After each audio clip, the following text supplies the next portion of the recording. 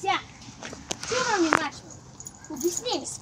Ти защо уби този гражданин? И защо го няма там, където го оставихме в болницата? Къде е? Обясни ми внимателно. На главата ти отгоре. Искам по-подробно. Чакай, че някой ми звъни, ета пара. Ало?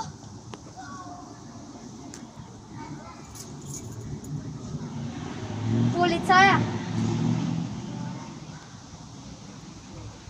Ще идеш в...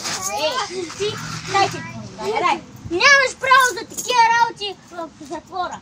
В затвора ще ходиш за убийство или опит за убийство, защото още не сме открили дали е убийство или не. Ако си го убил, ще лошо ще се пише, разбрали? Много лошо. Кой си човек? Майко съм ти. Ари, качвай се горе. Абе, с новата патрулка ще подгона. Чай, стоп. Аре, полиция! Новата патрулка!